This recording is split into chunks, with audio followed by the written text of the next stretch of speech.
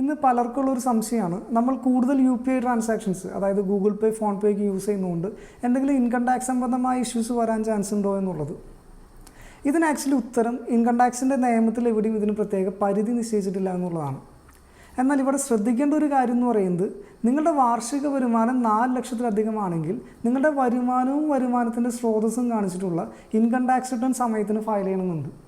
അപ്പോൾ ഇത്തരത്തിൽ income tax return ഇതുവരെ ഫയൽ ചെയ്യാത്തൊരു വ്യക്തിയാണ് നിങ്ങളെങ്കിൽ എങ്ങനെ നിങ്ങൾക്ക് ഇതിലധികം രൂപയുടെ ട്രാൻസാക്ഷൻസ് നിങ്ങളുടെ അക്കൗണ്ടിൽ കൂടെ നടത്താൻ സാധിക്കും എന്നുള്ളതാണ് സ്വാഭാവികമായിട്ടും വരാവുന്ന ഒരു ചോദ്യം.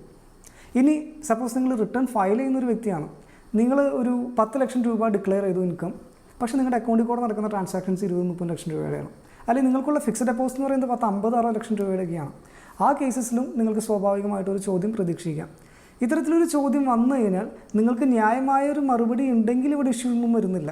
ഉദാഹരണത്തിന് ഒരു സ്റ്റേഷനറി ബിസിനസ് നടത്തുന്ന ഒരു വ്യക്തിയെ സംബന്ധിച്ച് അവനെ സംബന്ധിച്ച് ഒരു 10-20 ലക്ഷം രൂപയുടെ സെയിൽസ് നടന്നാലും അവൻ്റെ മാർജിൻ എന്ന് പറയുന്നത് ഇപ്പോൾ 5-10% ഇവനെ സംബന്ധിച്ച് 4 ലക്ഷം രൂപ പോലും ഇൻകം വരുന്നില്ല.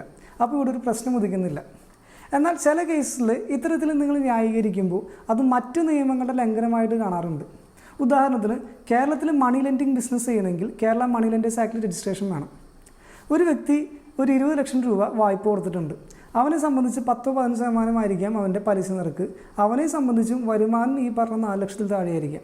പക്ഷേ മണി ലെൻഡേഴ്സ് ആക്ടിൽ രജിസ്ട്രേഷൻ ഇല്ലാത്തൊരു വ്യക്തിക്ക് മണി ലെൻഡിങ് ബിസിനസ് ചെയ്യാൻ പാടില്ല. ഇതേപോലെ തന്നെയാണ് ചിട്ടി രജിസ്ട്രേഷനില്ലാണ്ട് സംഘം ചേർന്ന് ചിട്ടി നടത്തുന്നവർ, GSTയുടെ ടേൺ ഓവർ കഴിഞ്ഞിട്ടും GST രജിസ്ട്രേഷൻ എടുക്കാത്തവർ. മുൻപ് ഇത്തരത്തിലുള്ള ബിസിനസ്സുകൾ ക്യാഷായിട്ട് ട്രാൻസാക്ഷൻസ് നടത്തിയിരുന്നപ്പോൾ ഇത് ഇൻകം ടാക്സ് ഡിപ്പാർട്ട്മെൻറ്റിന് അറിയാനുള്ള ചാൻസസ് വളരെ കുറവായിരുന്നു. എന്നാൽ ഇന്ന് UPI വഴി നടക്കുമ്പോൾ, അല്ലെങ്കിൽ മറ്റൊരർത്ഥത്തിൽ പറയുകയാണെങ്കിൽ നിങ്ങളുടെ പാൻ ലിങ്ക് ചെയ്തിരിക്കുന്ന ബാങ്ക് അക്കൗണ്ടുകൾ വഴി ഇത് നടക്കുമ്പോൾ ഇത് ഇൻകം ടാക്സ് ഡിപ്പാർട്ട്മെൻറ്റിന് മോണിറ്റർ ചെയ്യാനുള്ള ചാൻസസ് കൂടുതലാണ് എന്നുള്ളതാണ് ഇതിൻ്റെ ഒരു വിഷയം.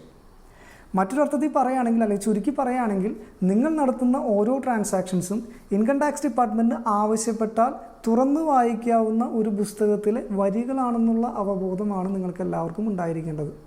അതിനാൽ ഏറെ സൗകര്യപ്രദമായ ഇത്തരത്തിലുള്ള UPI ട്രാൻസാക്ഷൻസ് യൂസ് ചെയ്യുമ്പോൾ അനാവശ്യ ഭീതികളൊന്നും വേണ്ടെങ്കിലും ഒരു അത്യാവശ്യ കരുതൽ ഉണ്ടായിരിക്കുക.